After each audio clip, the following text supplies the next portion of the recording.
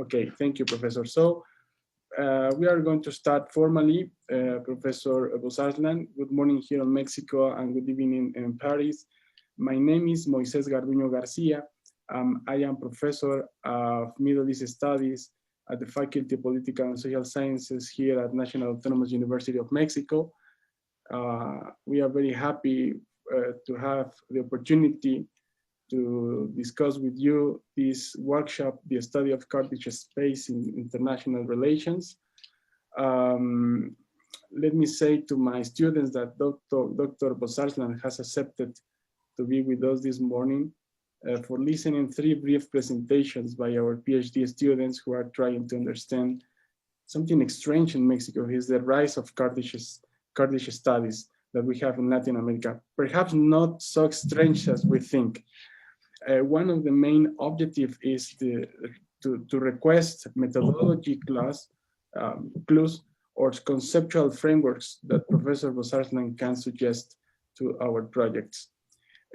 Just as it happens in the Middle East, in Latin America, we also have a huge history of violence and other forms of marginalization. The rise of violence today is perhaps one of the main expressions in ordinary life. The example of the rise of drug cartels in just many provinces in Mexico is just one symptom of how the violence is expressed, not only by the state, but also by non-state actors.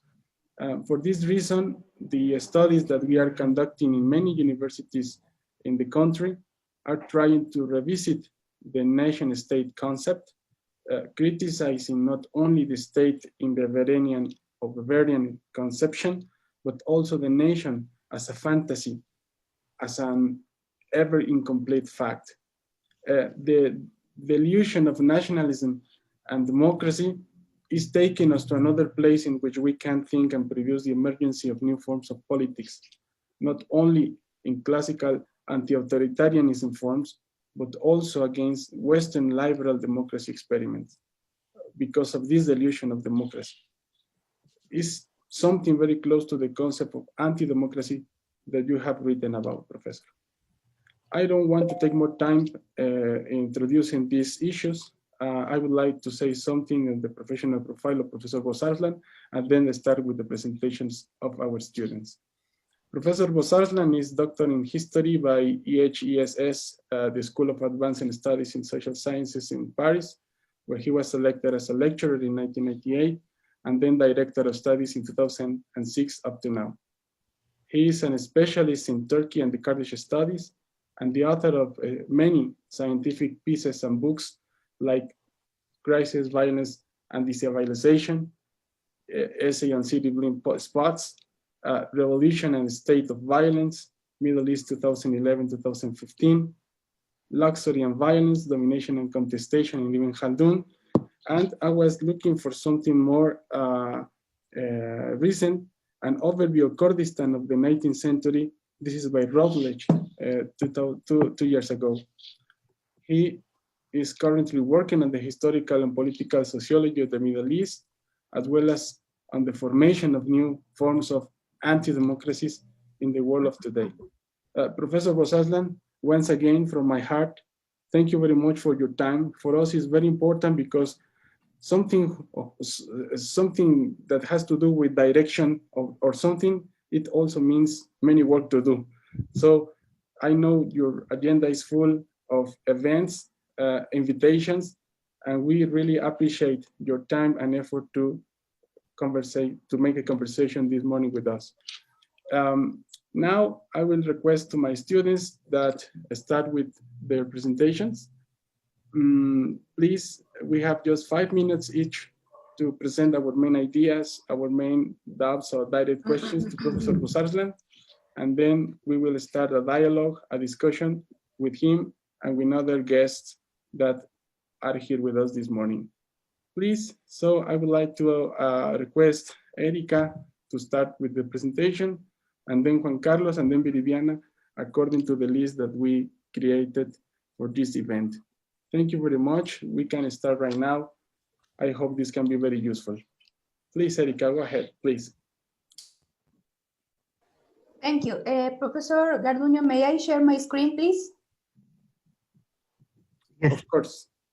Yes. Go ahead, Eric. Right now we have the permission to share screen.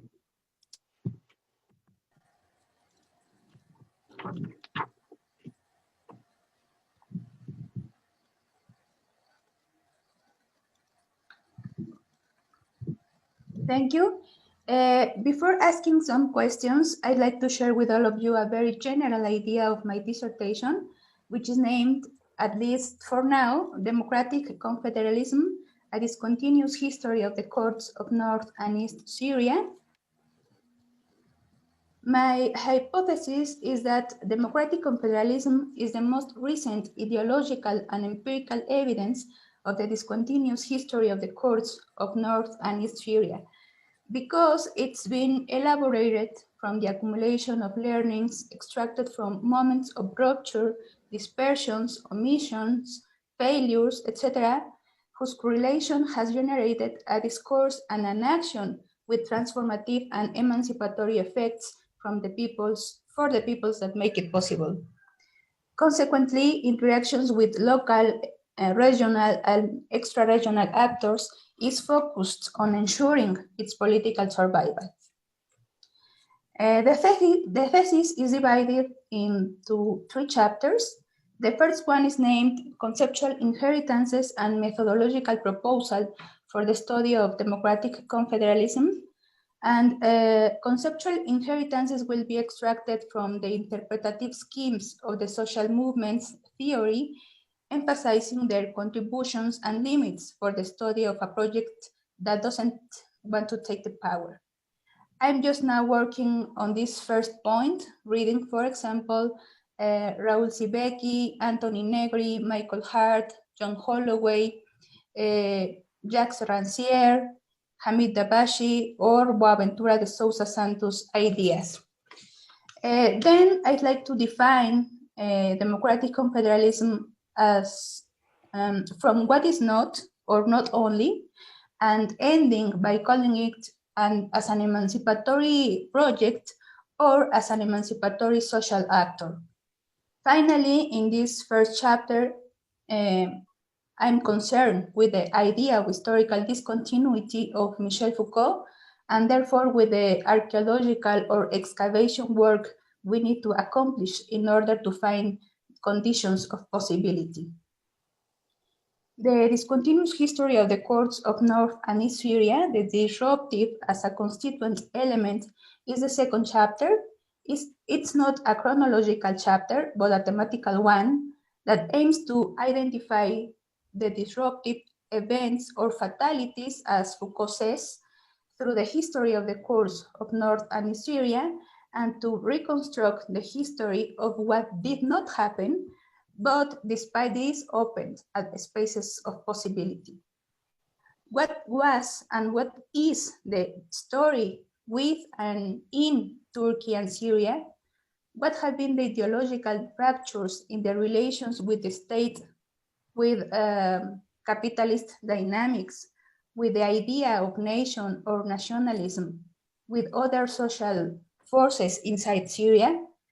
In other words, what kind of lessons has Kurdish political mobilization learned from different messy and violent contexts?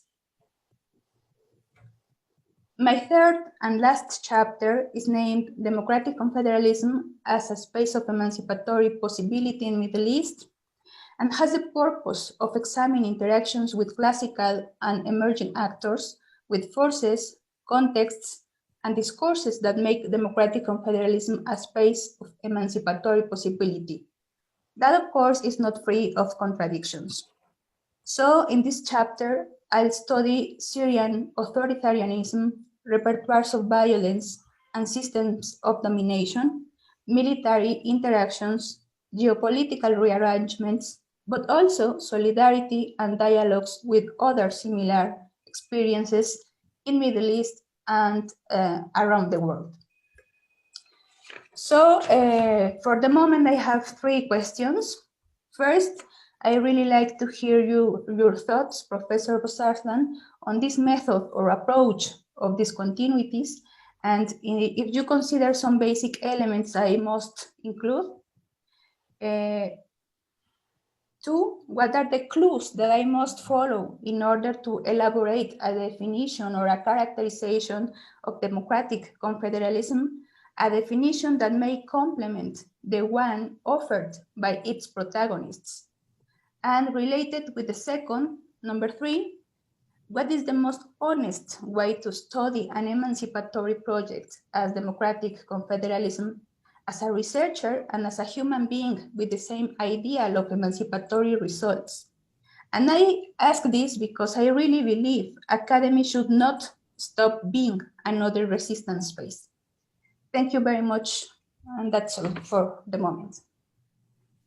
Thank you very much, Erika. I would like to ask Professor Bozarslan if he's agree in listening the three the three presentations and then start a dialogue, or if yes, you prefer all of them. I think that it will be easier because maybe there will be cross-cutting questions and remarks. Perfect, perfect, Ustaz. Thank you very much. So I request Juan Carlos Castillo to start with his presentation. Please, Juan Carlos, if you like that I project your brief presentation, or you like to project your screen as you wish. Can you please do it, Moises? Because I'm going to take off my camera because my so as not to affect the internet signal, because my internet is not that good at the moment. Okay, so I will do it for you. Okay. Thank you. Here we are. Can you hear me? Yes. Well, yeah. Okay. Yes, we can listen to you very well. You can start, Juan, please. Thank you. Thank you, Moises. Thank you to all. The title of my research is the securitization of the Kurdish issue in Iraq in the post-1991 political context. What I do in this research is basically try to assess. Can you please move on to the next one, please? Oh, yeah. It's basically to assess the security interdependencies between the Kurdistan regional government and neighboring countries. I argue in this research that from a historical perspective, countries in the region have securitized the Kurdish issue in Iraq and in the whole region. I mean, they have dealt with the Kurdish claim as a concern of national security rather than as a matter of politics or access to rights.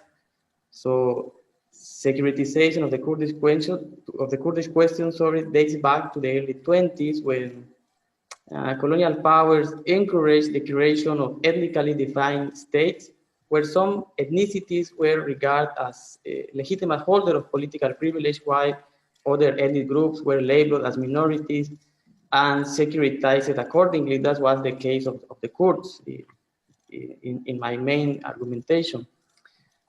However, I also argue in this research that since 1991, we can see substantial dimension of the Kurdish issue in Iraq, which has been gradually desecuritized. Using a revisionist interpretation of the Copenhagen School's model of securitization, I argue that countries like Iran, Turkey, and so on have normalized some dimension of their security interactions with the Kurdistan regional government, mainly economic and constitutional issues. However, another sensitive dimension of the Kurdish issue in Iraq remain highly securitized. So, I mean, we can see here the simultaneously enaction of securitizing and desecuritizing moves when dealing with the Kurdish question. These synchronous movements have, in my view, artificially divided the Kurdish leadership and also its population. The main problem that I'm discussing here is that the securitizing processes tends to be seen for a mainstream scholarship as a positive outcome when applied to the study of intractable or long-term conflicts. However, empirical evidence suggests that the securitization has introduced, at least in the case of Iraq and Iraqi-Kurdish relations, politics, have introduced more violence rather than solve the issue. Can we please move to the next slide, please?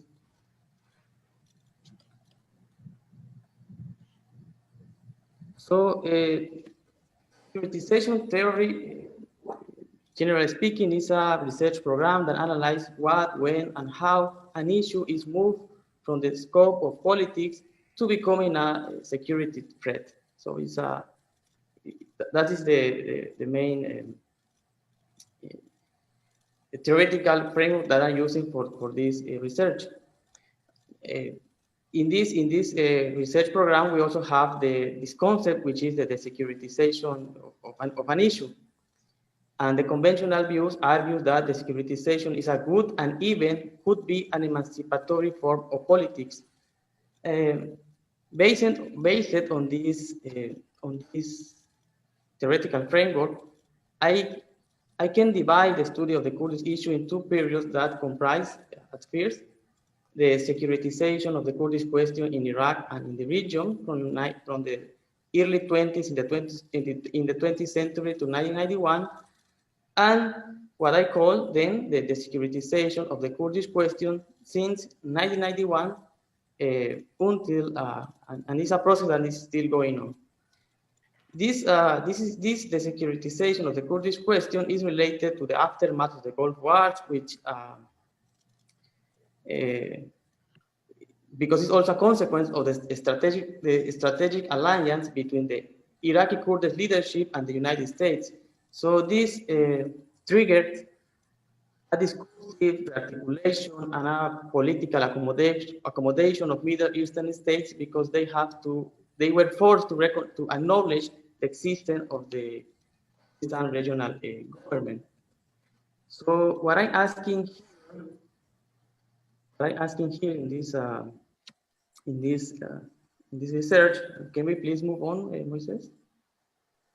Is this, are the securitizing moves a route for solving the Kurdish issue in Iraq, or is something even desirable for the Kurds in Iraq? And the evidence suggests that that the securitization is not necessarily a good or emancipatory form of politics as a mainstream scholarship arguments. The securitization, in fact, could become a deeply oppressive form of politics. So that is the main conclusion that I can say about this. And my question is related, given all this context. My question for you, Dr. Hamit, is how better study at first this kind of security interdependencies between state and non-state actors in the Middle East at first, and specifically in cases like the Kurdish question, where frontiers separating states and non-state actors became blurred due to its transborder nature. So that is the main questions. And also, I would like to hear your insights and your feedback about my research. So that's all, and saludos. Thank you, Juan.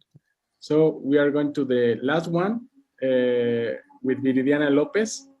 Viri, please, do you want a project some screen or just like this? Just like this, I will be very quick. Hi, Dr. Hamid. As I said before, I did my master dissertation about Rojava, democratic confederalism, and the topics related to, such as women's movement and so on. I also had the opportunity to have my research stay in Spain and United Kingdom, And I had the opportunity to meet some of these Kurdish diaspora groups, which are related to activisms, such as demonstrations, events, films, and so on. And since then, I started to focus my attention in the roots of this movement. And that's why I start to focus my attention in Turkey and the Kurdish nationalism and the social movements during the 16th, the 17th, and the links among Turkish left and the Kurdish movement in the historical perspective and the origin of PKK, which is very important to know all these links to nowadays through history, as I said before. And I previously knew about your research work. That's why I say it's a pleasure for me to have this conversation with you and with all my colleagues. And if I may ask, I have two questions. My questions are, as I said, we have seen moments in Turkey modern history in which we can identify links among the Turkish left and this heterogeneous Kurdish movement, as I said before, in the 16th, in the 17th, and more recently during Yesi protests, we could see this kind of momentum in which different sectors of the society stay in the same place.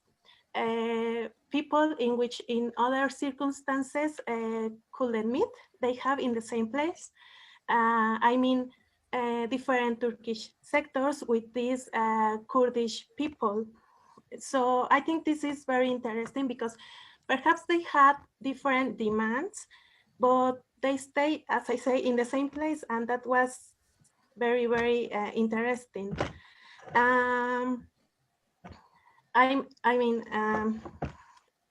In the same, they stay in the same protest, and even with this political party, HDP. But we can see after the repression of the government, the events of Bakur and the national security discourse, and this external enemy, well, not this external enemy, but the government said that the Kurdish was the external enemy. After these events, we could see again this kind of disintegration of the Turkish society with the Kurdish issue. So my question is, after all this security discourse, do you think that we can see again a momentum like this in which the Turkish society can have an approach with the Kurdish issue? Because perhaps in the underground, we can still see this Turkish left links with the Kurdish issue, but I mean with the general Turkish population in general and the perception of the Kurdish issue. And my another question is very related with this, and it's about the European Union, because as we can see in the first years of the AKP, we could see this approach to the European Union, and we could see this different change in laws, human rights, these Copenhagen laws, and so on. But more recently, with the armed conflict in Syria, the situation in Bakur, the national security discourse, the Islamization, and the approach to another countries such as Russia, my question is that do you think that these elements are enough to think that Turkish want to have their own agenda very different to the European Union, or if they still want to have this approach with the European Union, because it's now very complicated with this armed conflict in Syria and the situation in Bakur and all these elements. So that's all, but it is a very pleasure to have this meet with you and my colleagues. Thank you so much. Thank you, Viridiana. Now we are going to hear Professor Bozarslan. We know that he is an expert. He has a high reputation of this issue, but the most important is the feelings and connections that we can do with his research, and as a human being, as a professional of this Middle East research, and maybe if we can start a kind of dialogue, not only in this Zoom session, but also in other moments, okay? So Professor Bozarslan, thank you again. The floor is yours. Thank you so much. How many time do you give me? The time that you need, Professor. If we wish, we can having you forever. Thank you. Thank you so much. No, actually, I will be much more modest because my contribution will not be maybe so much important, but a couple of remarks before answering the questions and making some comments on your presentations. I think that it is very fascinating to see that now in a country like Mexico, we have people working on the Kurds. I want to just remind you that 25, 30 years ago, we had hardly 20, 25 books in English, in French, and in German on the Kurds. While now, my impression is that there are 2 or 3 books per month going out on the Kurds only in the English language. So it means that the Kurdish people has progressed a lot or made a place in history for itself. And the Kurdish studies also have progressed. And it is quite logic that in Mexico, people are interested in the Kurdish studies because for the good and bad reasons, and there are a lot of parallels drawn, of course, with Zapatism.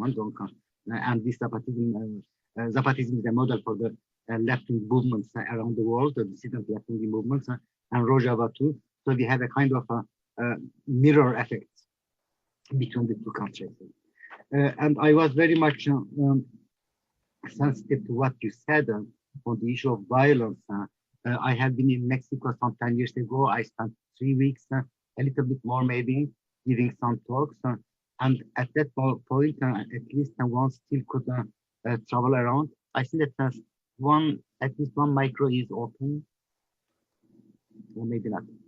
Perhaps not, but anyway, we can share the video with them if you have the names. Maybe can be Professor John Holloway or many other people who are studying these Kurdish issues before. Yeah. Of course, I think that you mentioned that democracy could have been an illusion. Probably I would not be so harsh on democracy, but I think that basically you are right on many points.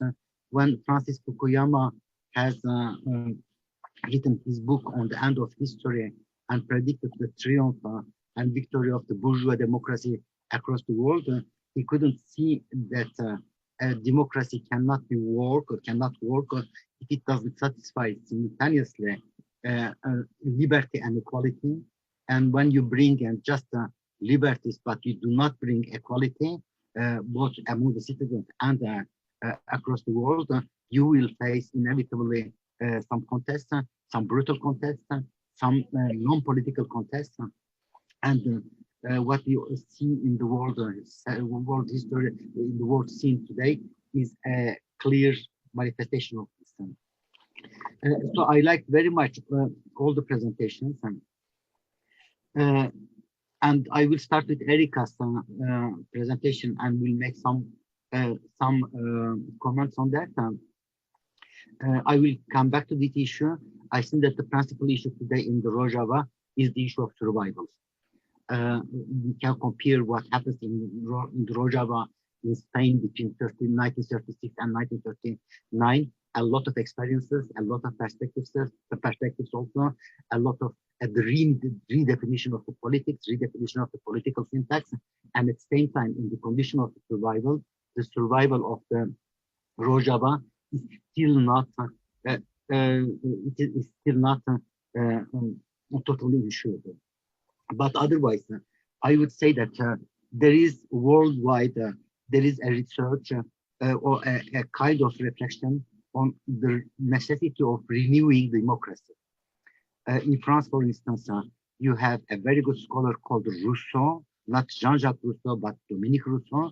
And Dominique Rousseau, for instance, insists on the necessity of radicalizing democracy, explaining that democracy cannot be only elections, reduced to elections, that democracy requires both conflicts and struggles.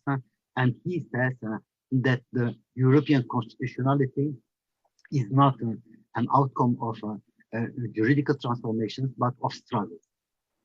And so how imagine the new struggles and how imagine the new struggles creating not necessarily emancipatory, but participative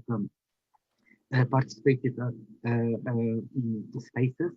And I think that from that point of view, what happens in Rojava is extremely significant because it can be in touch or in continuity with these reflections on the renewal of democracy, even in the very democratic countries, and not only in a country like Syria. I think that the experience is going on now since almost 10 years now, that the experience in the Rojava has started in 2012. There are a lot of problems remaining, and there are a lot of questions that the experience of Rojava asks us. Well, the first question that remains is how to ensure the survival of the experience. And we know that many experiences worldwide couldn't survive because they were very much restricted to a very limited area. Just take the issue of socialism. Socialism failed, and Rosa Luxemburg, but Trotsky used to say it too, that a socialism in a one single country, whatever big it might be, cannot survive and cannot create a worldwide new system. And this is probably also the case of Rojava, how to make that the Rojava experience does not limit itself to the Rojava. A second issue, which is at once a theoretical and practical issue, is that a viable democracy requires two things at the same time, two contradictory processes, two contradictory imperatives. The first imperative is building a consensus, because you cannot imagine a political entity, a territorialized entity, a national entity, without having its borders, without having its rules, without having its way of doing, ways of changing the law, ways of imagining participation. All that requires the consensus, and at the same time the dissensus, because without a dissensus, you cannot have a conflictful society, while what is creating the society, democracy at least, is the conflict and not the consensus. Because if you don't have dissensus, you will not ever be able to avoid the switch to an authoritarian regime, or even maybe be beyond the authoritarian regime, just having a normalized democracy, but a sterile democracy, a democracy that cannot renew itself. So I think that the practical and theoretical question that we have today in the Rojava is how to invent simultaneously consensus and dissensus. And creation of the dissensus, of course, requires that you do not build a hegemonic bloc or a hegemonic power. And at the same time, in the survival conditions of today, you have no other choice than to create a hegemonic power. You see, here we have a real contradiction. There is a third question, which is very important. And from that point of view, I think that we have to go back to the trajectory of Abdullah Öcalan, the founder of the PKK. And this trajectory has been reshifted in the 1999, 2000, 2001. And the question that he faced was the following: how not to betray the left, how not to not betray the socialism as a heritage of struggles, as a perspective, as an emancipatory perspective, and at the same time, how to leave behind an authoritarian and totalitarian socialist experience that we had in China, that we had in Russia, of course, in Soviet Union, we had in distant countries like Albania, we had in the North Korea. So the question was that how to remain socialist and how to renew the socialism from another perspective, how make the socialism emancipatory as it must be. And that means that at one point, you have to understand the socialist legacy in its plurality and in its own discontinuities.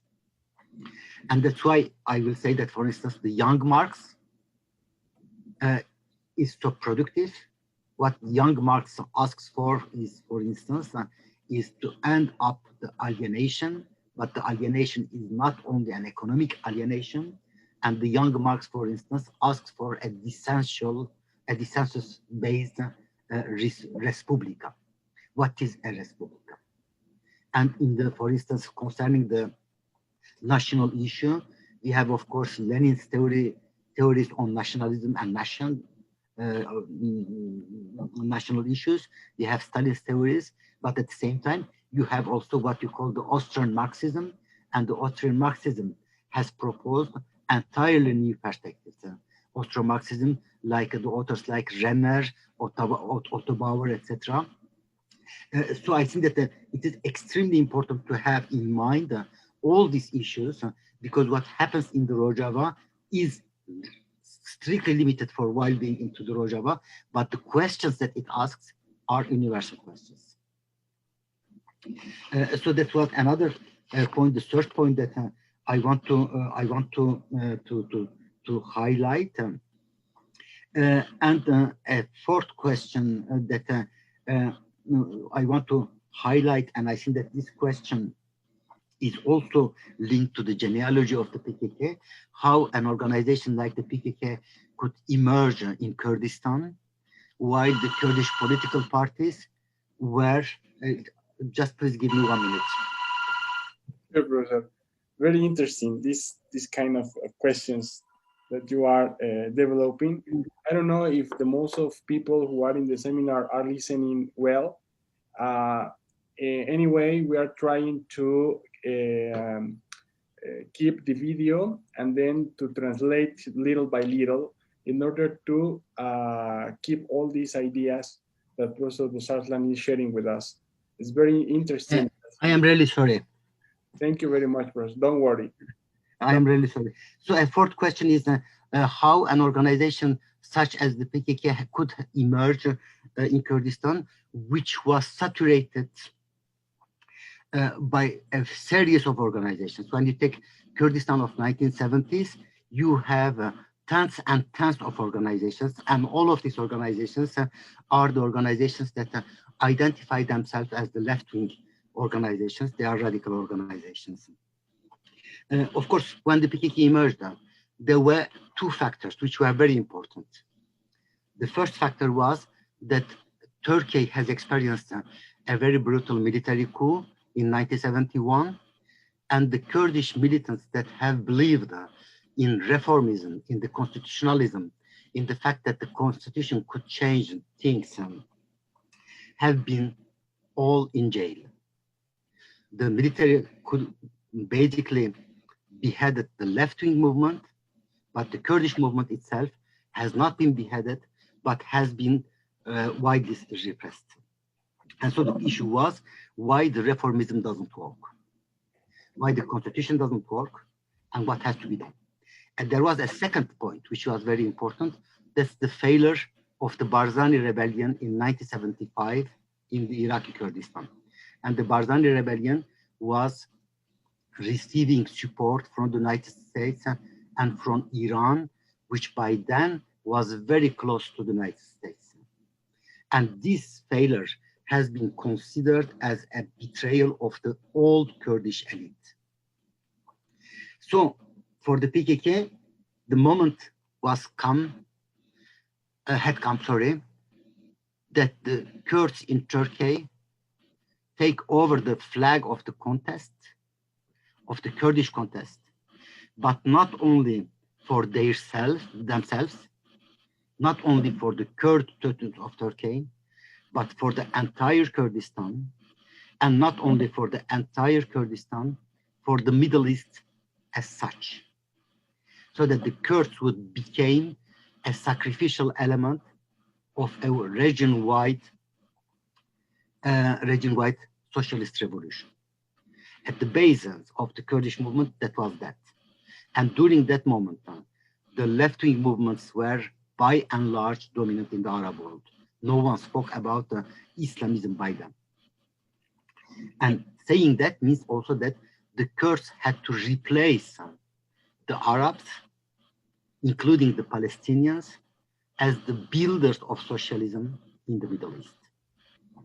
So I think that you have to have in mind this particular change and have in mind that this change meant the entry into the political scene of the new gender relations, girls' participation, not women because they were very young, the generational shift, the participation of the very young people, 15, 16, 17 years old, and the class change, because that was the plebeian dynamics that emerged much more than the former intelligentsia. And parallel to this discourse, you had a kind of Fanonian redefinition of Marxism. What is Fanonian? Frantz Fanon, the well-known Caribbean intellectuals that have participated to the Algerian Revolution. And the Fanonian redefinition of Marxism, Leninism, and the Kurdish struggle meant that Öcalan explained that the Kurds had not a honorable history.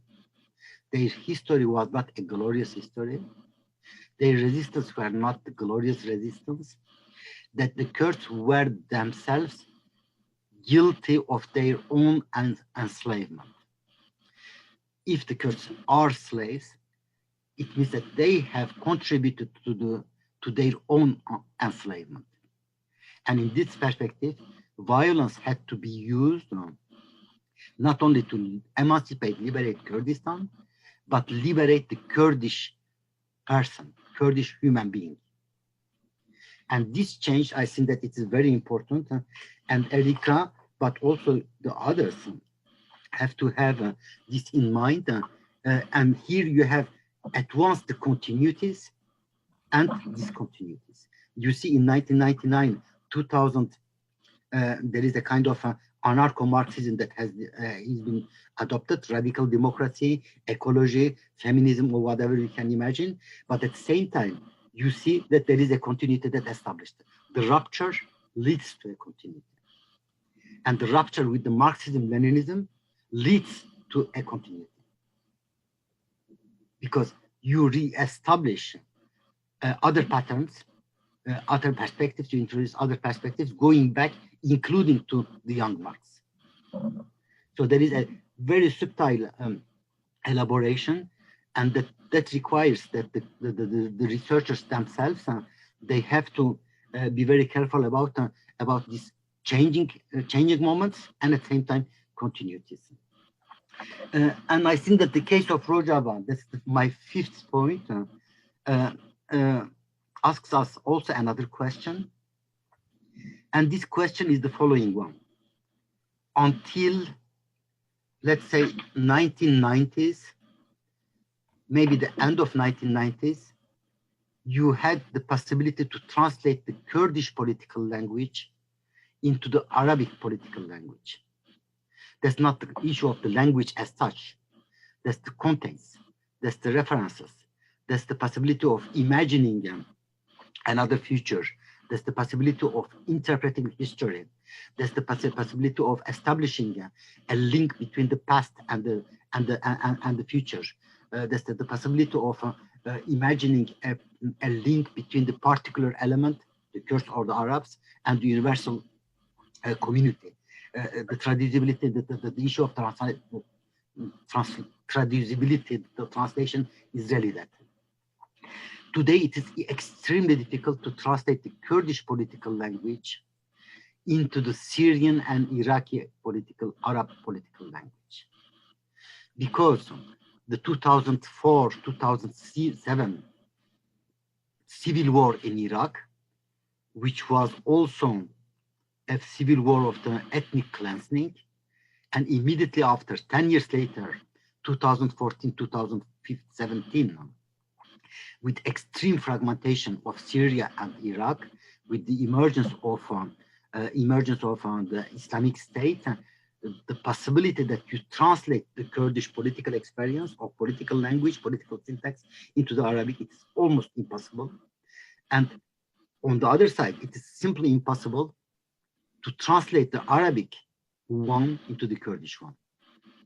The Kurds cannot understand what happens, why the Arab countries are so brutally fragmented, militarized, why the sectarian issue is so important. On the other side, for instance, my Iraqi Arab friends do not understand why the Kurds are not able to create a unity. You see, they have all they required, and at the same time, they are not able to create a kind of unity. And I think that this issue is very important. You can translate the political Kurdish into the Spanish, at least in Mexico. And you can translate the political Spanish into the Kurdish, but you cannot translate it into the Arabic. And I will come also to your question, of course, Ms. Lopez, concerning the Turkish left, because in Turkey and Iran the situation is a little bit different. But in Iran, in Iraq and in Turkey, you have really you have clearly this issue. And your last question, I think that it was very important. I do agree with you how to make honestly a research on these issues. I think that you are absolutely right, Erika, on this. And my advice will be that we take into consideration the uncertainty of our fields. Uncertainty of our fields, it means that our fields are contradictory fields, our fields are undetermined fields. In our fields, you have a lot of sincerity. 12,000 people perished in the Rojava. There is a sense of commitment, a sense of sacrifice. On the other side, you might have personal ambitions. You have Turkey, of course, but you have also Syria. You have the cynicism of Russia. You have the extreme, how to say, not even cynicism, but nonchalance of President Trump. So you are in a totally undetermined situation. So this determination is constantly conjunctural.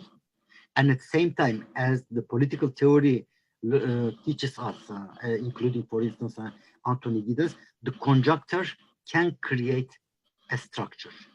The conjuncture can have this capacity of structuration. So we have to establish this link between the conjuncture and how the conjuncture changes the structures. And at the same time, it means that the researcher himself, herself, has to be also in a position of uncertainty. So if our fields are undetermined, if our fields are uncertain, the researcher himself, oneself, herself, has also to be in that position and try to understand how to give sense, how to make meaning of the contradictions that we observe, of the margins of maneuvers. One of my students worked, for instance, on the Trotskyist movements and the Rojava, and there I learned that there were 4 Trotskyist internationals. They all support, of course, the Rojava, and at the same time, how can we explain that the Rojava is protected by the United States? Is that a contradiction, or is that an opportunity, or is that a condition of survival? Would we like that France and England intervened in Spain in order to save the Republic? They didn't intervene, Hitler did, and Mussolini did. The fall of the Spanish Republic was not a fatality. So I think that having all that in mind, and that will be the most honest way at least in my reading, to make a research on an undetermined field. So that's the comments that I will make.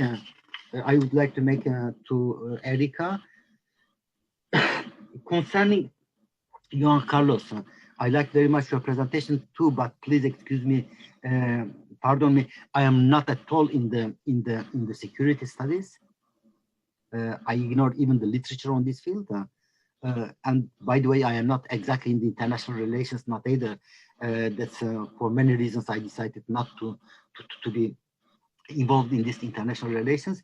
But still, I think that I can bring you maybe one or two elements that can be useful for you. The first element is the necessity of taking into account the impact of the division of Kurdistan, of the separation of Kurdistan. This division and separation actually goes back to a very long period, 16th century, but even before. You have that kind of inter-imperial space. Kurdistan has always been an inter-imperial space, but this inter-imperiality was a resource and not a burden. What changed in the 20th century is that this inter-imperiality has been replaced by the interstate division. And the interstate division meant the exclusive nationalism of the states, meant, I will come back to this issue, social Darwinism. It means that the dominant nations considered that the nations were species in struggle for life and that they could not all survive. These new regimes were by and large national socialists.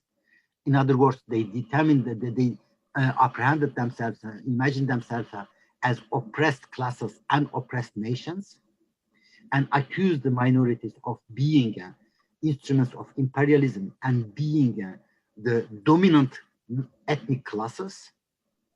The Armenians have been genocide. One of the key of the Armenian genocide is that they were accused of being an oppressive class, oppressing the oppressed Turkish nation. And what is very important also, from the empires to the nation state, or so-called nation state, because in my opinion they are not even the nation states. And what is very important also is that the frontiers, the borders have been militarized. And this militarization cost a lot to the Kurdish movement. And the Kurdish answer to this division was to create a unity of Kurdistan, a symbolic unity of Kurdistan. From the 1920s on, you have clearly a common shared Kurdish historiography, history writing. You have a common shared geographical imaginary, the imaginary of the Kurdish map. You have clearly one single pantheon. Who are the big Kurds, the great Kurdish leaders? They are integrated in this pantheon. You have clearly an imaginary of the Kurdish history in the past, a common national anthem, song, a common flag.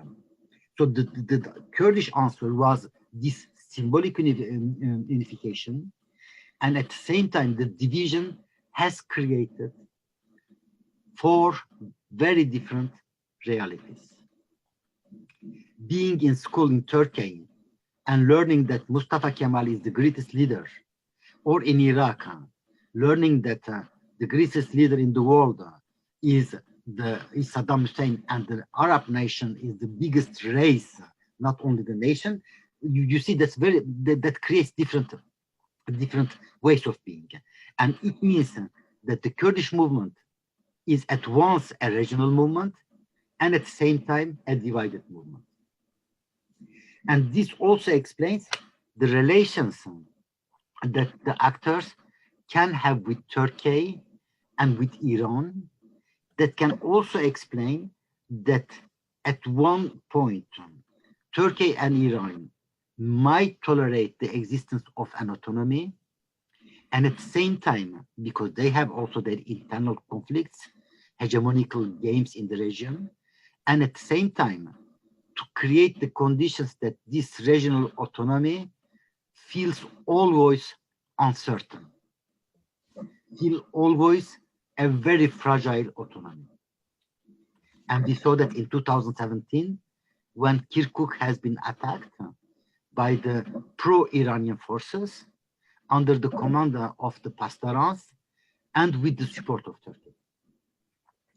The Iraqi Kurdistan has not vanished, and at the same time, you see very much clearly that this Kurdistan has been condemned to a suspended security.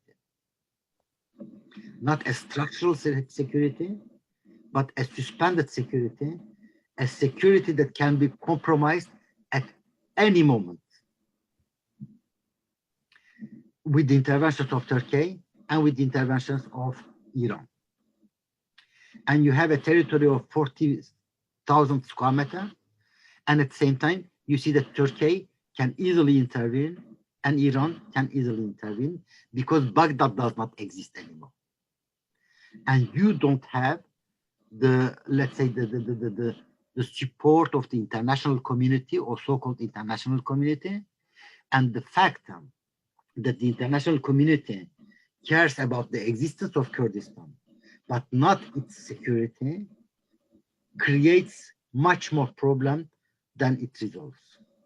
So you have the condition of survival, and at the same time, this survival is a survival in the present time. You don't have the capacity to project yourself, let's say in 2030s or in 2040s. So I think that this issue is very important, and this issue explains also why there is and there is not a Kurdish political space. When I say a Kurdish political space, I don't mean the political parties. The political parties are there, the partisan struggles are there, you have a civil society, you have a free press, you have everything that you can imagine. But at the same time, you have the impression that there was no renewal of the Kurdish political class. You have the impression that the politics is about management and not about a political society as such. You have the impression that the law is given, but the law is not transformed by the citizen struggles. You have the impression that the security field is dominated only by the political class, existing political class, but the other actors, for instance, they don't have the possibility, not because they are prevented from, but this space that would allow them to express themselves on Turkey, for instance, are not there. Everyone in the street is against Turkey, and at the same time, that cannot create a political attitude or allow to create a political attitude saying that the Kurdish society is against the Turkish interventions, against the Kurds from Turkey in our territories. So I would definitely take into account on these issues. I would definitely take into account also another issue is that Turkey and Iran, both of them, they imagine, or their regimes, of course, not the people, but people also at same to some extent. They imagine, or they have constructed a discourse according to which their nation has a historical mission. And this historical mission is different from the religious one. Of course, both of them, they pretend that they protect them. They protect Islam. They are armed, sacrificial element of the Islam. And at the same time, they imagine, for instance, for Turkey, that's very clear, that the Turkish nation's historical mission is to dominate the world. And that this mission has been betrayed. That this mission has been betrayed because there were imperialist powers, because there were internal enemies, because there was an alienated elite. That elite itself betrayed the Turkish nation. And today, Erdogan explains it, this mission has to start once again. And what is this mission? This mission is the domination of the former imperial space. And in Iran, when you read Khamenei's discourses, Ahmadinejad's discourses, it appears also very clearly, Iran is supposed to have a historical mission, a divinely historical mission, and this historical mission means that Iran has to become the heart of a renewed Islamic world, dominated by the regime of Islamic regime. And that creates a lot of problems, because in such a perspective, what is important is not to exterminate the Kurds as the Armenians have been exterminated, but to subordinate them in order to show, and again, the superiority of the Persian nation or the superiority of the Turkish nation. And as the democracies have been coward enough, they have not acted neither against Turkey nor against Iran, and that created a feeling of hubris. The famous Greek hubris, it means that at one point you are becoming the true believer of power, and as there is nothing that stops you, you became God. And as far as the Greeks are concerned, they thought that that was necessarily to counterbalance the hubris with nomos, with the law, with the moderation. But in these cases, you don't have a moderation, and this absence of moderation explains why the policies, the Iranian and Turkish policies in the region are so aggressive. The Russian example is very different, because the Russian one is much more cynical than, let's say, based on hubris. And I think that there is another point which is very important that you have to take into account, and it is also an issue of security, is of course the emergence of the ISIS, the Islamic State. When you take Kurdistan, in Rojava and in the Iraqi Kurdistan, in 2013, basically the imaginary was that Iraq is in war, Syria is in war, Kurdistan is in peace.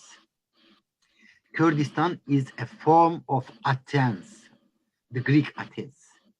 And as you know, in the Greek Athens, theoretically at least, not practically, the violence was forbidden. The violence of the Greek Athens was at the borders, never inside. But all of a sudden, the Kurds have faced the emergence of the Islamic State, which is not over. And they were obliged to become the Sparta of the Middle East. It means that becoming the militarized societies. They imagined that they could be outside of the Middle Eastern conflicts. They were obliged once again to militarize themselves and became a sort of Sparta. And the emergence of the Islamic State created an epistemological crisis in Kurdistan, because the Kurdish actors were quite used to deal with Turkey, a state, deal with Baghdad, a capital, Damascus, Tehran, including under very harsh conditions, that was possible to understand or to give a meaning, how to give a meaning to an Islamic state which does not recognize the frontiers, the borders, as the Kurds do not, which is based on a sacrificial will, which is the case of the Kurds, and which aims at the destruction of the Kurds in order to create a system which is a system of genocide.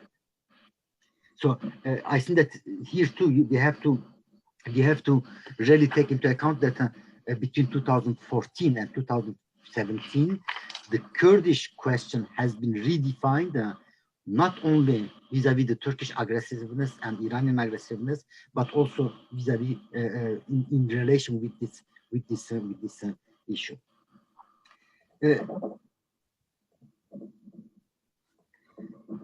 So I think that in the Iraqi Kurdistan, we have many problems, as I said. the presence of the refugees. Now there is almost 1,800,000 refugees, and many of them, they are Sunni Arabs, and the Sunni Arabs, they have been very close to the Arab nationalism, the Baathism, etc. So you have a lot of problems, but at the same time, I think that we have to know there is also a historical consciousness of being Kurd, of bearing a history, and this create a resource which is important. And concerning your questions, Dania, I think that here too, you pointed out very important issues. I don't know if you met Isabelle Kezer. No. You should definitely at least read her, because she has defended her PhD thesis at the SOS 2 years ago, particularly on this issue. Okay, thank you. Donc, Isabelle Kezer, Olivier Grosjean, who has worked also a lot on Rojava and on the women issue and violence. And of course, Joost Jungerdan, who has written extensively on this. I think that the questions that you deal with, they are very important questions too. And I will also advise you to read the collective book of Bernard Peck-Essen and Nikos Christophos on the Turkish left on the 1970s. Oh, okay, thank you. So I think that in the 1960s, 70s, what happened then was that on one side, you had a very conservative society, the Turkish society. And in Turkey, when you take the elections from 1950s up to now, the conservative parties or the radically conservative parties obtain 60-65% of the votes. On the other side, you have the emergence of the left-wing movements. Of course, in this left-wing movements, you have also the Turkish Sunni working class, you have Turkish students, but we know that basically the majority of this of the militants of this movement, left-wing movement, they were either Alevis or Kurds. And I think that this issue is not, of course, restricted to Turkey. You know?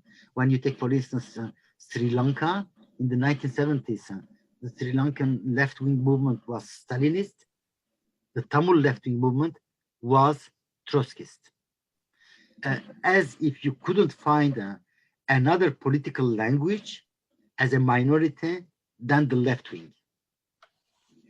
And this insistence on the left-wing movement was, I think, that very, one can explain it. One can explain it by two things. First, the articulation of the social issue, the social questions, and the national questions. And what you called Marxism-Leninism at that point was an answer to articulate these two questions and to resolve these two questions. The issue of social emancipation, social equality, and the issue of national equality and national emancipation. And many, for many left-wing movement, Kurds, for instance, being a Marxist-Leninist was at once being Kurdish, a particular element, and being a part of the universal family, and creating a new fraternity with the Turks, with the Arabs, etc. Here we have a dialectic between the particular and universal. The universal forms the nationalism or the particularism, and the particularism redefines universalism. And I think that one who understood that perfectly was once again Frantz Fanon, this Caribbean intellectual that I have mentioned. And in a very curious text, Frantz Fanon says that if the Americans want to win the third world, the underdeveloped world, African, Asian, and Latin American world, they have to be, some extent, communists. Why should they have to be communists? asking the Americans to become communist. Maybe that will happen one day. We don't know. Why he asks the questions and he answers? Because what interests the oppressed people in communism is the national emancipation. And I think that if the Americans had understood that at that point, they could have avoided the Vietnam War. And when you read the memoirs of McNamara, who was the Secretary of Defense during the Vietnam War, he recognized that he couldn't understand, they didn't understand at all that what Vietnam wanted was independence. And Marxism-Leninism allowed that. And I think that it is very important to take this historical context into mind. And that because of this historical context, that the Kurds could become a part of the Turkey, of dissident Turkey, while remaining Kurds or even becoming more Kurds. And today, I think that these conditions, of course, these conditions are not anymore there. These conditions are not anymore there because I think that we have in Turkey itself a very much blocked society. The Kurdish society is a very dynamic society, in spite of the repression, in spite of thousands of people arrested, in spite of killings, destructions, etc. The Kurdish society remains a very active society. The Kurdish theater is very active, the Kurdish literature is very active, the Kurdish circles of socializations are very active. And there is this capacity of reading history and projecting oneself in the future. That's not the case today of the Turkish society. The Turkish society is an angry society, and you have a wonderful book called The Angry Nation on Turkey. You can have a look at this book. When you take the last 10 years or 15 or so, you have the impression that the society cannot survive, but particularly the regime cannot survive without provoking crisis, internal crisis, external crisis. Internal crisis and external crisis means also defining the betrayers, defining the enemies, reproducing the political discourse on the basis of the enmity, irreducible enmity, which is not the case of the Kurdish society, which is in a very universal perspective. And you see that in the gender relations, you see that in the discourse that can be heard in Brussels or whatever you can imagine. That's not the case of Turkey. And I think there is another point which is very important in Turkey today, and that will bring maybe the answer to your first question, is that we observe after many years of over mobilization for Erdogan, for Turkish nationalism, for Turkish incursions in the Middle East against the Kurds, etc., we observe a kind of social fatigue. And this social fatigue means that at the same time, the Turkish society becomes depoliticized. There are also economic reasons for that. The Turkey's gross national product was around 1 trillion 3-4 years ago.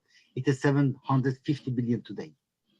So the country is suffering economically. And there is a form of demobilization.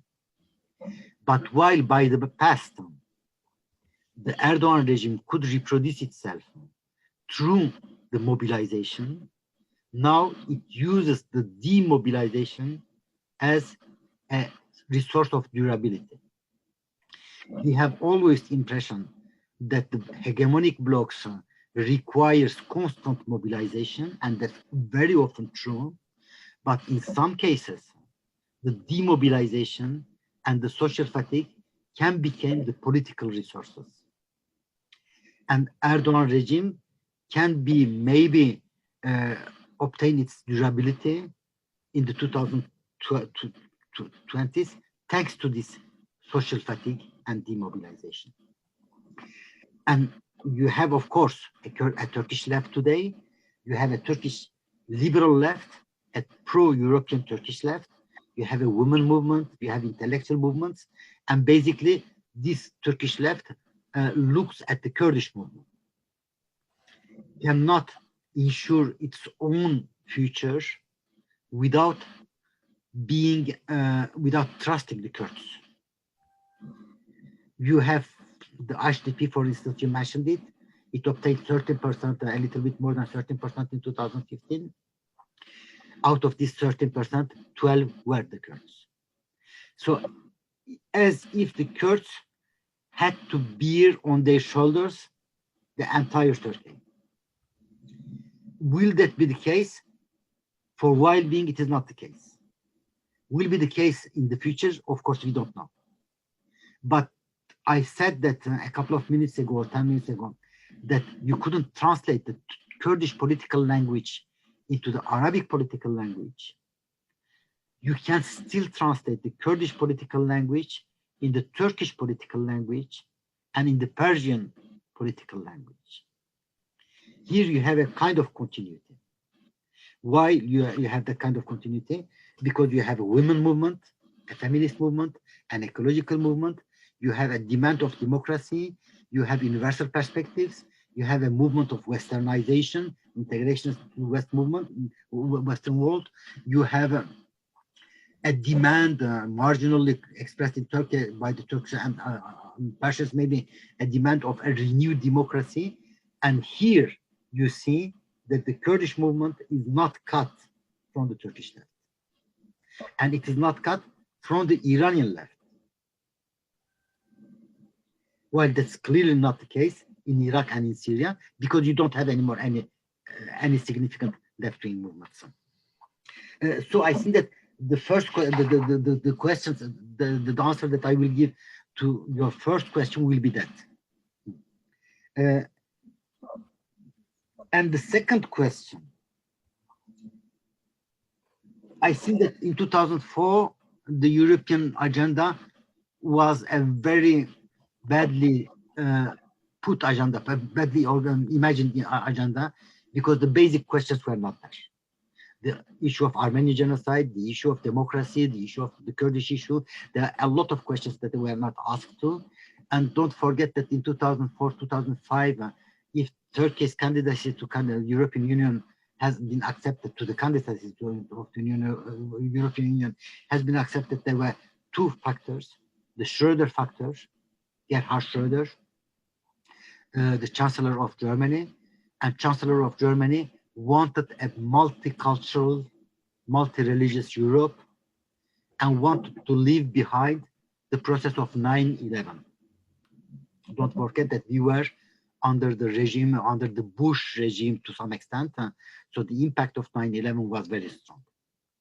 And the second reason was that Kostas Simitis, the Greek prime minister at that moment, wanted to integrate Turkey to Europe, hoping that the process of integration will democratize Turkey.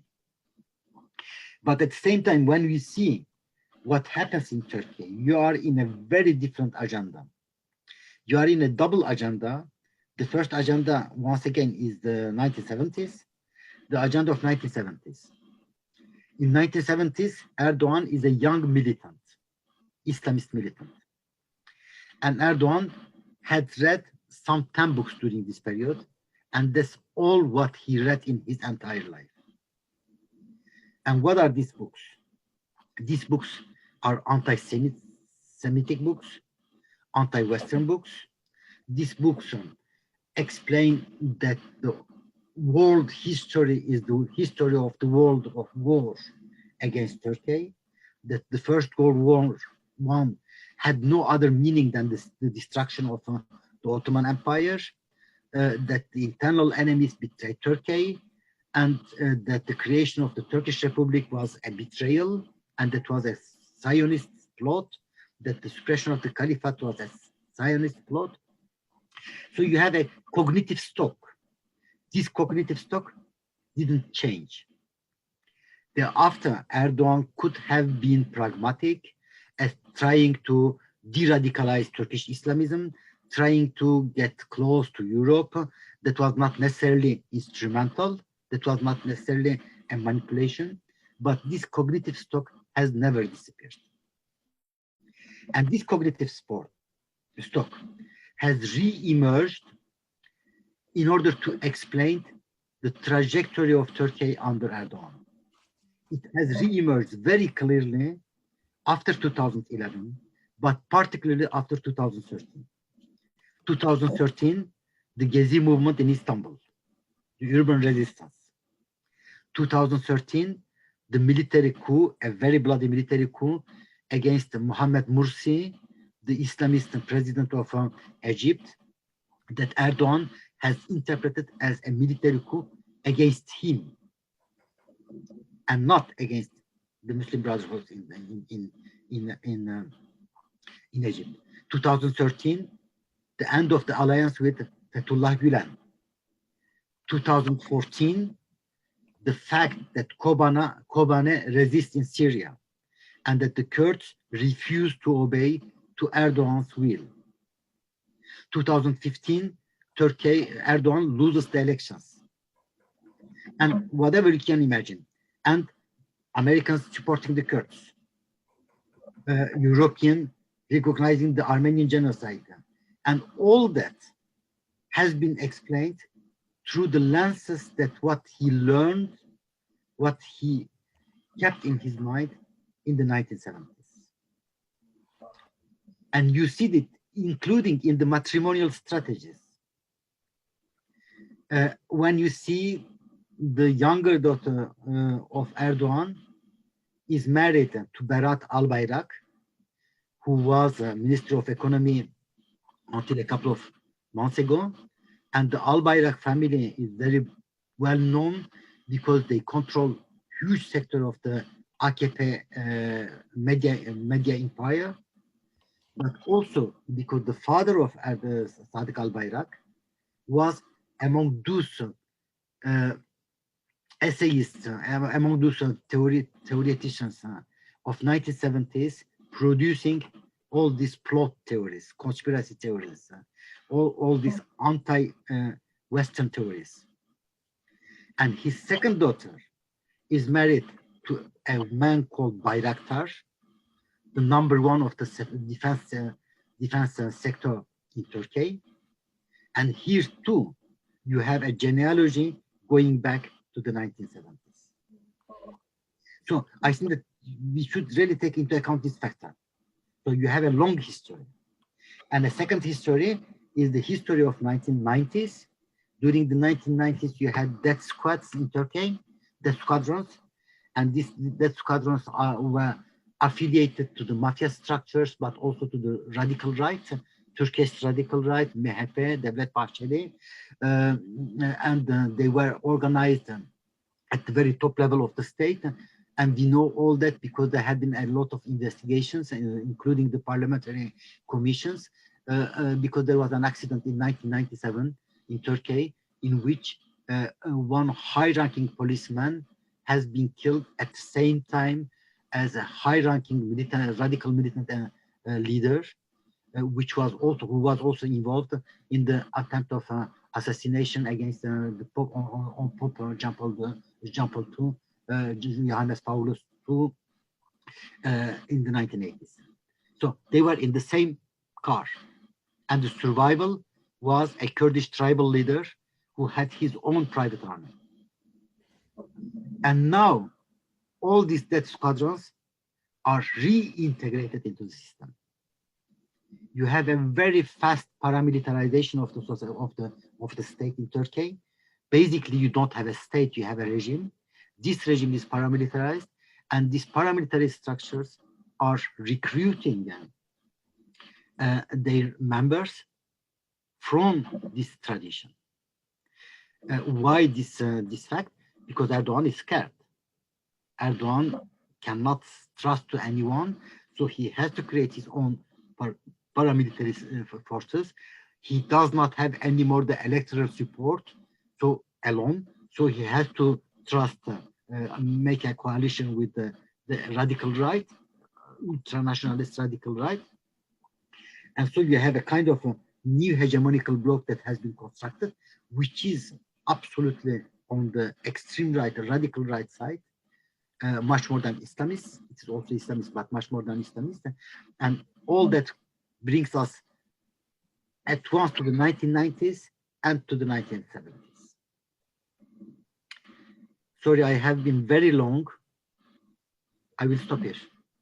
Ustaz, thank you very much for your wonderful insights for all of us. To me, it's impressive the level of knowledge and contributions that you can give us for our projects. I was reading something on your book in 1979 to 2019, 40 years of war. A very interesting proposal in which in 1979 we had a shift in the way in which we form politics in the Middle East, considering the rise of Islamism, the rise of Islamism as a political language in the many countries in the area.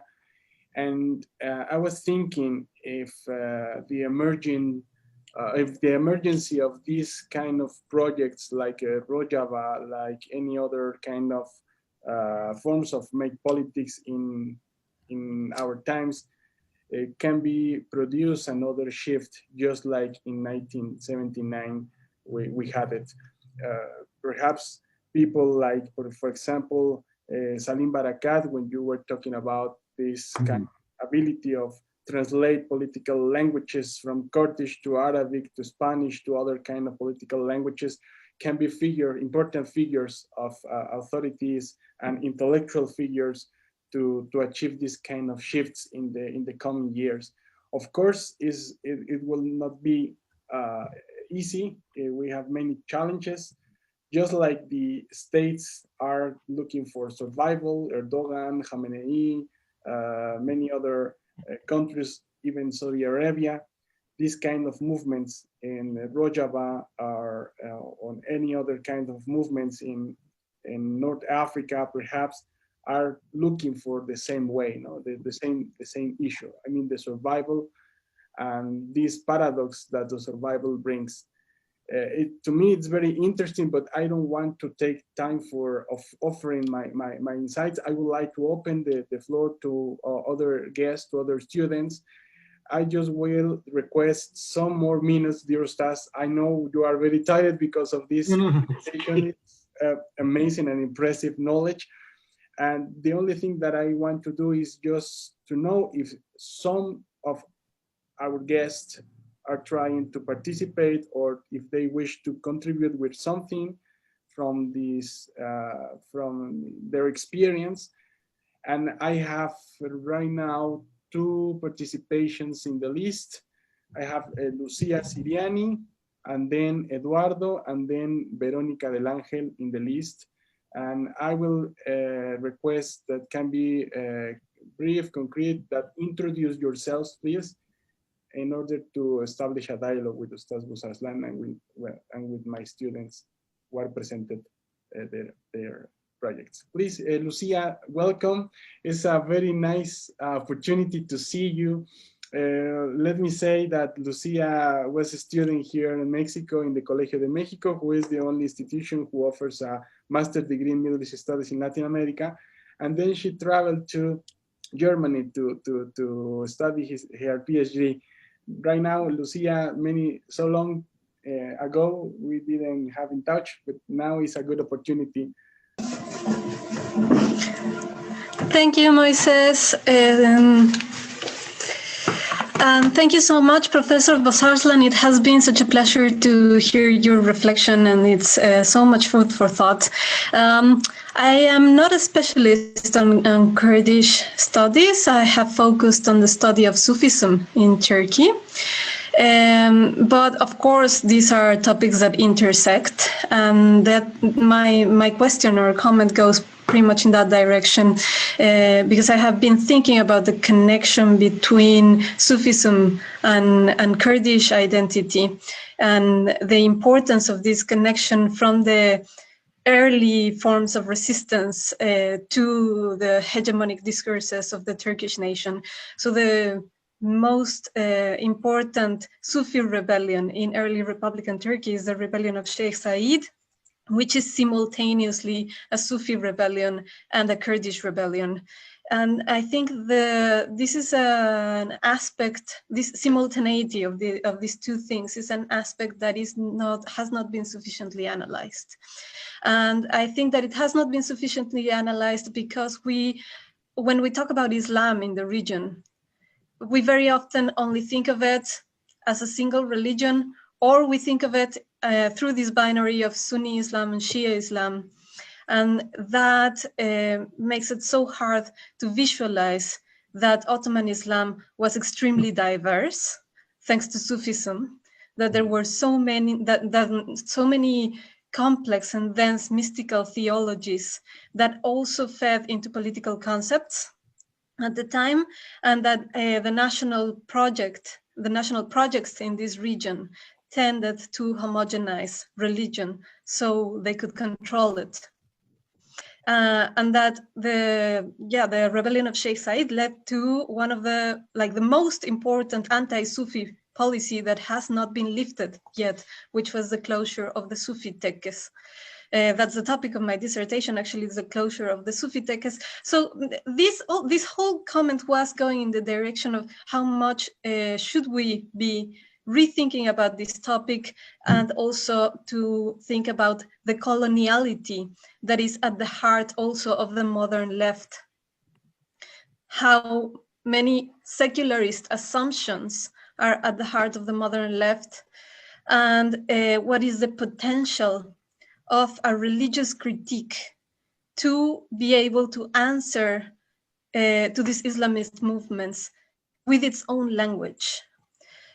Because I think that the impoverishment of Sufism nowadays, even among Sufis, the banality of Sufism is something that was actively created in the early creation of the national states. So this is just a comment that I want to put forward, because for me, religion is an incredibly rich source of language and symbols that also has the potential to reunite peoples that have been divided, kind of in the direction that you were going in, saying that it's so difficult to create a communication between Kurds and Arabs. And if there's something that could create this kind of bridges, is of course religion, but in its complex sense, not in the incredibly impoverished forms of Islam and Islamism that we find nowadays in Turkey, Maalesef. So thank you. Thank you, very dear Lucia. We will take another participations in order to repeat the exercise that we had it before. So we have in the list Jose Eduardo Montero is a guest from Puebla. I think. Jose, welcome. Please. Yes, thank you. I'm not going to turn on my camera because of my internet. You know how it is. So I apologize for that. I don't know if I have to introduce myself, Moises, or it is not necessary. Yes, please, as you wish, Jesus, as you wish. Just brief. My name is Eduardo Montero. I am from Mexico. I live in Guadalajara city, and I am a student and PhD student on sociology at the Benemérita Universidad Autónoma de Puebla, and I have my thesis research about Kurds movement. So it's been a pleasure to listen to your words, Dr. Bozarslan. Your knowledge about Kurds it's wide, and I appreciate that. So my question, I would say that it is not a cognitive question, but a practical one. And is this, how many political, social, and cultural apoist or apoist initiatives or organizations are there around the world? And by apoist or apoist, I mean those who make Öcalan's political and social ideas their own. And of course, not only the PKK or Rojava experiences, but also others from the Kurdish diaspora that are beyond the Middle East borders. And And Dr. Bozarslan, if for now it is not possible or easy to establish how many of them there are, then which will be the most important or outstanding ones? Or maybe where can we get this information? To give just an example of what I mean, here in Latin America, there is an initiative called Kurdistan Latin America, which uses to give news around Kurds movements and also share and spread information about any issue related to it. Well, it is a question to Dr. Bozarslan, but if any of you here would like to answer or share some clues, it will be like welcome, sir. So please, thank you. Thank you. Thank you, Eduardo. And then we're going with Veronica Del Angel.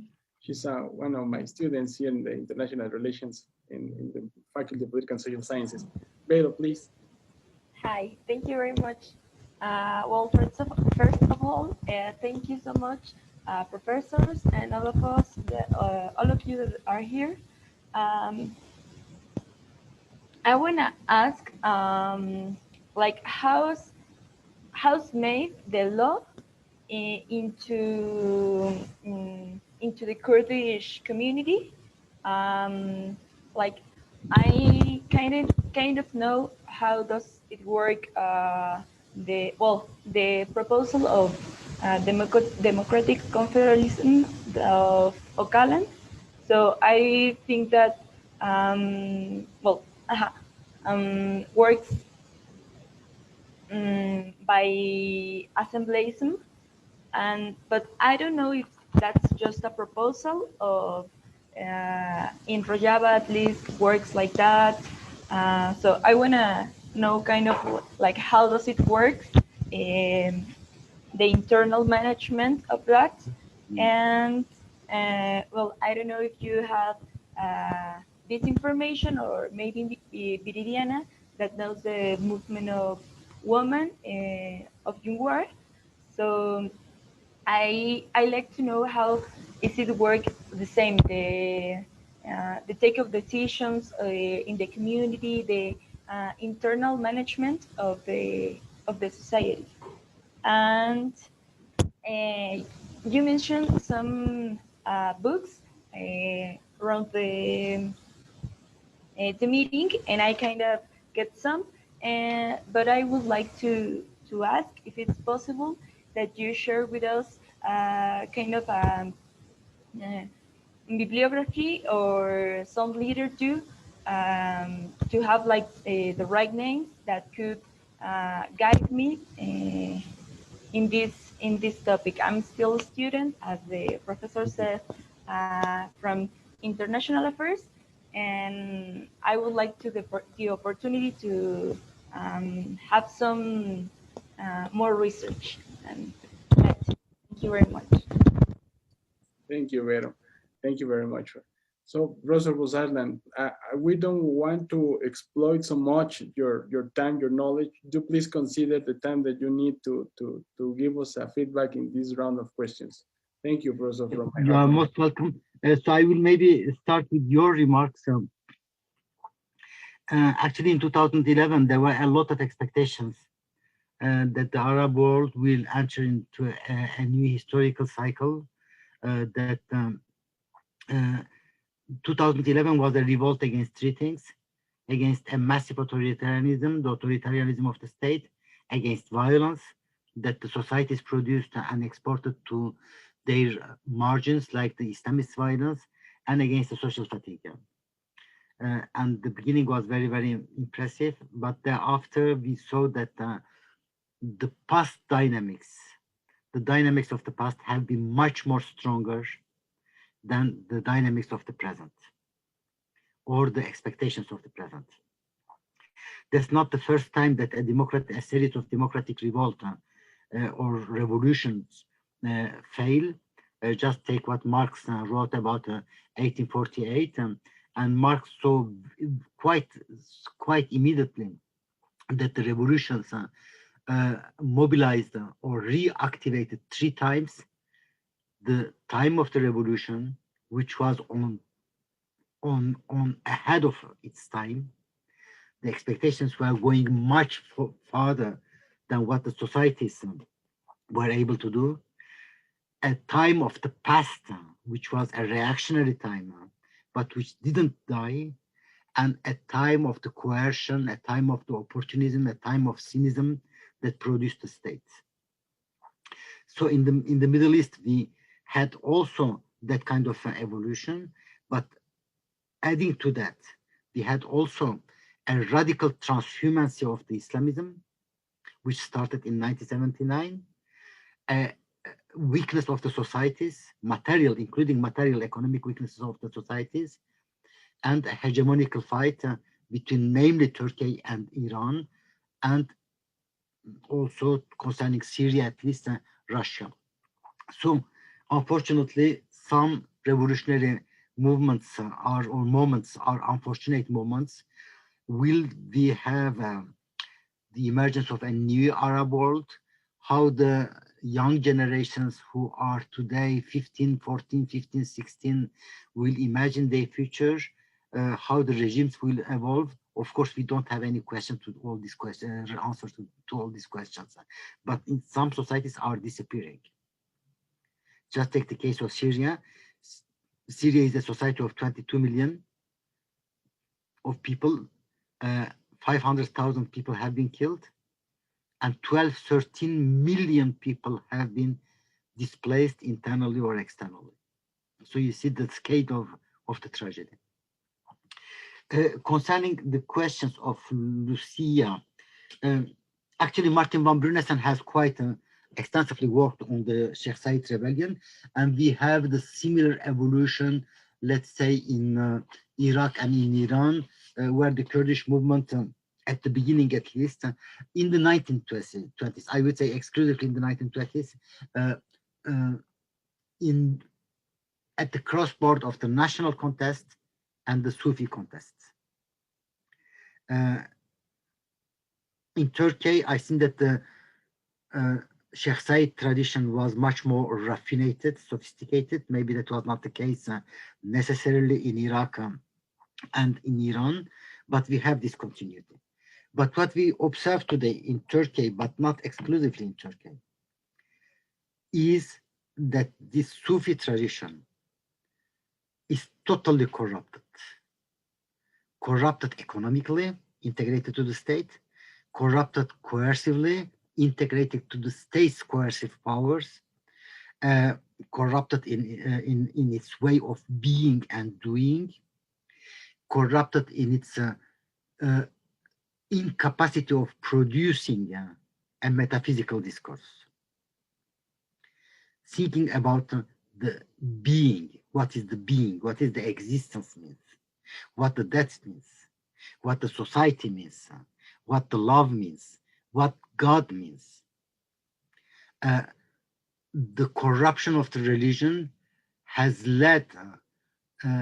produced this very paradoxical consequence, which is the end of the love for God, the end of the very idea of God. So the religion kills theology to some extent. And here we have something quite worrying, of course, because you don't have anymore a philosophical, at least as far as I can read and follow, you don't have anymore any philosophical production coming from the Sufi structures. While that was the case, definitely the case by the past. You are absolutely right. The Ottoman Islam was based on two pillars. The first pillar was the official ulema, and the official ulema was largely corrupted. And you had this huge microcosm of the Sufi organizations, which found their meaning in their own plurality. And with their capacity, in their capacity of producing internal polemics, discussion. So we are not anymore in this perspective. And I would add maybe something else is that in the Muslim world, not in Turkey also, but generally speaking, in the Muslim world, we have what we call the new thinkers of Islam. They are not anymore so new because some of them they have produced 50, 60 years ago. You have someone like Sharfi al-Sharfi in Tunisia. You have the huge Mohamed Arkoun in France, which insists on the anthropological part in the production of Quran. You have a very huge Soroush in Iran. All these people, they have Ali Amir Muezzi in France today. All these people, they have read massively epistemology. They are in comparative religious studies. They have a very good, deep philosophical formation. Their voice does not reach anywhere. It creates meanings. I think that is the glory of the Muslim thinking today, but at the same time, their voice is very much limited. And the impression that one gets is that today's Islam, I just underlined today's Islam, either lead to a very radical movement contest like the Islamist, like the Islamic State, or to the AKP, a corrupt system. And one of the theology professors in Turkey explained that the AKP government has reduced the 5 pillars of Islam to 3 and renamed them. And the new pillars of Islam were Masa, Kasa, Nisa. Masa, that's the desk, bureaucracy. Kasa, that's the cash, corruption. And Nisa is women. It means the adultery and the corruption of the ways of being. So that's the point we are in which we are. Otherwise, I do understand. I definitely do not imagine that a religion can produce a political discourse. Should not, but a religion can produce social meanings that can be translated from one language to another. So this potentiality is still there, but the current situation is absolutely hateful. And many Muslim intellectuals, they are really suffering a lot from that.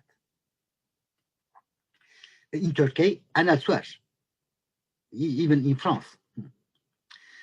So concerning this Jesus questions, honestly, I will not be able to answer to your question. I haven't studied this issue. I am not sure that this issue has been studied. I know, for instance, that in South Africa, you have similar initiatives as in the Kurdistan Latin America Committee. In the Britain region, La Bretagne, in France, you have similar experiences.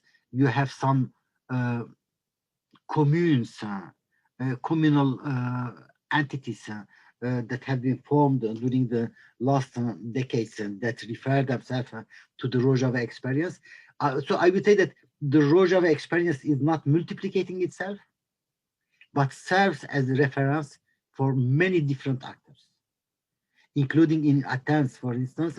You have some anarchist milieux, so, even a small part of the city, and there you see that the Rojava experience is known, is studied, but of course it is not necessarily an exported or exportable experience. It is a reference, and I definitely think that it should remain as a reference. It means that a reference that everyone can interpret, redefine according to his or her conditions, but at the same time, it means that the political imaginary should not die out. If you fix an experience in some frameworks, it means that you don't have anymore any political imaginary. Just to give you an example, Marxism was extremely creative and imaginary before it has become a state doctrine. And when it has become a state doctrine, it has become a totally frustrating and sterile doctrine. So that's why I think that if Rojava wants to have a presence elsewhere, it has to be a presence with as a source of inspiration and not as a product of exportation. Concerning your question, Veronica, as far as I know, for well-being, we have very few studies. One of my students has studied this issue of how, I would say that the question is, of course, always how the decision-making process works. How a school works, for instance, this question is very important. How a municipality works. And at the same time, and we know that that is the question of meetings, deliberations, representations, elections, removal, and at the same time, appointment of the new ones. But for instance, we don't know how the municipality works. Here, we need some field work. How the high level strategic decisions are taken, you cannot take them democratically. Not in the context of today. Even the anarchists couldn't take the strategic decisions in Spain democratically while they were the bombs of Hitler dropping on them. So we have different situations, but we need still a lot of field work. We have macro level readings. We have very few micro level readings and studies. And concerning the bibliography, sorry, I think that the best thing will be for you and for your colleagues that are at the beginning of they work at the beginning of the pre-PhD or beginning of PhD, is to consult the bibliography of the Kurdish International Studies Group, Kurdistan International Studies Group, and you can become also affiliated because they advertise a lot of publications and a lot of meetings. They have a very good bibliography, but that's a very dynamic site. So sometimes I receive 2 or 3 mails a day. And there are so many publications that I will never be able anymore to follow them. I mean, 20 years ago, I knew everything published. Today, it is not anymore possible. But they advertise it. They announced that that publication has been published. This PhD thesis has been defended. This platform has been created. This call for papers has been created, etc. So there are a lot of things going through this International Kurdish Studies associations or network. But you will find it quite easily. Thank you very much, Professor. When you were in Mexico, did you like it? What cities did you visit when you were here? Actually, I traveled a lot. I went to the south, to the Chiapas, to the Guadalajara, etc. San Cristobal, and Mexico. But I met also a lot of colleagues. Okay. I ask you this because we all know that we are in the middle of the pandemics, but I promise, because I did promise to my students, Juan Carlos, when he was making his PhD, that I want to bring you to Mexico to one visit in a kind of organize a conference. And I promise when that this pandemic is finished, if you agree, we are going to make all possible to bring you and to share all of these ideas in person. Because to me it's very important to be in touch, to know in other spaces more than academics that we can produce knowledge, friendship, and this is one of the most important things in the process of research that we want to make. So this is publicly I say in the mirror with my students. I promise try all of my best that you can visit Mexico again and come to National Autonomous University of Mexico to share your ideas, maybe to present your books or your new contributions to the field. For us, Professor Bozarslan, it's an honor that you have accepted our invitation. My department has prepared a very humble certificate of appreciation that I will send it via email to you this very afternoon. And I hope that this can be very useful and inspiring for you in order that you can know that Kurdish studies are developing in the Spanish language, just and in other language in previous years. Now we have published one journal in Spanish language. I think I sent it to you last time via email in the University of Madrid, trying to de-essentialize the Kurdish issue. You know, all the people just to come to Kurdish issue as just one monolith. We try to deconstruct this idea in order to separate the projects, but also articulating the conflicts in which they are immersed. So, Professor Bozarslan, from the deepest place of my heart, as always, I used to say, thank you very much for your time, for your effort. Do please keep in touch, and maybe next year we are in other conditions to prepare something else. Thank you very much for everything. Thank you very much to you. I am very much touched by your words and of course by the invitation. That will be a pleasure whenever it is possible. And I am very much happy also to see that the Kurdish studies, they are not limited to the 3 main languages in Europe, but Spanish is an important scientific language. It is very, very important that the Kurdish studies developed also in the Spanish language. Thank you very much, Professor. And thank you for everyone for your attendance. I hope see you next time. I will put the video in the social networks when I have edited something and maybe put some subtitles to the other people. And do please keep in touch and keeping safe in this extraordinary context in which we are. Thank you very much, Professor. Thank you very much, everyone. See you later, and please keep in safe. Thank you. Thank you very much. Bye. Thank you so much. Thank you very much, Professor. Thank you. Bye bye. It was a pleasure. Thank you. Thank you, everyone. Bye bye.